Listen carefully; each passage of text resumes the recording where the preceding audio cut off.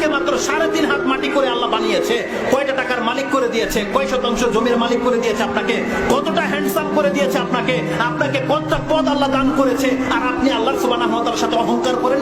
আপনাকে 5 বার বলা হয় হাইয়া আলাস সালাহ, তুমি সিজদা করো তোমার মালিককে। আরে জিবরাইল আলাইহিস সালামকে বলা হয়েছিল তুমি সিজদা করো মানুষকে, একটা অধম মানুষকে, তাই তারা করেছিল। আর আপনাকে আমাকে বলেছে তুমি তোমার মালিককে সিজদা করো। আপনি কত বড় অহংকারী হয়ে গেছেন যে আপনি আল্লাহকে সিজদা করেন না? বলেন, ফেরেশতা পর্যন্ত আল্লাহর ইবাদত করতে অহংকার প্রদর্শন করে না। এখন আসেন অহংকারের কথাটা কেন আসলো? যেই ফেরেশতার একটা ডানার পাখাতে যদি বাড়ি দেয় পুরো পৃথিবী তছনছ হয়ে রেখে দেবে, এতটা শক্তিশালী করে সৃষ্টি করা হয়েছে, সেই ফেরেশতাকে পর্যন্ত আল্লাহ কি বলেছে? উসজুদ লি আদম, আদমকে সিজদা করে। একটা তুচ্ছ প্রাণী, কোন একজন ফেরেশতা বাকি ছিল? প্রত্যেকটা ফেরেশতা সিজদা করেছে। কোন অহংকার এটা করে? তার মানে আল্লাহ সুবহানাহু ওয়া তাআলার কাছে সেই জিবরাইল পর্যন্ত অহংকার করে না। কাকে সিজদা করতে বলা হয়েছে? বর্তমান যুগের 3.5 হাত মাটি।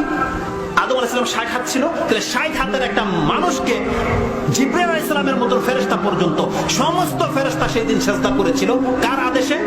আল্লাহর আদেশে। তার মানে যেই ব্যক্তি আল্লাহর আদেশকে ফলো করে সে অহংকার করে না। কিন্তু আপনাকে মাত্র 3.5 হাত মাটি করে আল্লাহ বানিয়েছে, কয়টা টাকার মালিক করে দিয়েছে, কয় শতাংশ জমির মালিক করে দিয়েছে আপনাকে, কতটা হ্যান্ডসাম করে দিয়েছে আপনাকে, আপনাকে কতটা পদ আল্লাহ দান করেছে, আর আপনি আল্লাহ সুবহানাহু ওয়া তাআলার সাথে অহংকার করেন। আপনাকে 5 বার বলা হয় হাইয়া আলাস সালাহ, তুমি সিজদা করো তোমার মালিককে। আরে জিবরাইল আলাইহিস সালামকে বলা হয়েছিল তুমি সিজদা করো মানুষকে, একটা অধম মানুষকে, তাই তারা করেছিল। আর আপনাকে আমাকে বলেছে তুমি তোমার মালিককে সিজদা করো। আপনি কত বড় অহংকারী হয়ে গেছেন যে আপনি আল্লাহকে সিজদা করেন না?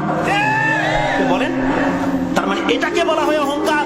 আল্লাহ এই জন্য অহংকার শব্দটা ব্যবহার করেছে, ওয়ালা ইস্তাকবিরুনা আন ইবাদাতি, তারা আল্লাহর ইবাদতের ক্ষেত্রে অহংকার প্রদর্শন করে না বান্দা। কিন্তু তুমি 3.5 হাত মাটি হয়ে তুমি আল্লাহর সামনে অহংকার করো। আপনি শুধু পয়সাওয়ালাকে অহংকার ভাবেন, আপনারা প্রত্যেকটা অহংকারী আমরা যারা আল্লাহ সুবহানাহু ওয়া তাআলার ইবাদত করি না। আপনি কোন সাহসে আপনি দাড়ি ফেলে দিতে পারেন বলেন? এটা তো অহংকার নয় তো কি? যে দেখে নেব আল্লাহ আমাকে কি করে, এটাই তো তার জবাব নয়। আপনি কেন পর্দা করেন না? আপনি নির্ভীক হয়ে গেছেন আল্লাহ সুবহানাহু ওয়া তাআলার কাছ থেকে যে আল্লাহ আমাকে ধরে কেন নেয় না, এটাই তো ভেবেছেন। আপনি জানেন কেন আল্লাহ আপনাকে ধরে নেয়? পাপের কারণে। আল্লাহ সুবহানাহু ওয়া তাআলা বলছেন প্রত্যেকটা বস্তুকে আমি একটা নির্দিষ্ট সময় দিয়ে রেখেছি বান্দা। কোরআনের আরেক জায়গায় বলেছে এটা তোমার রবের দয়া মুহাম্মদ, তোমার রবের দয়া যে পাপের কারণে তৎনব তাদেরকে ধরা হয় না।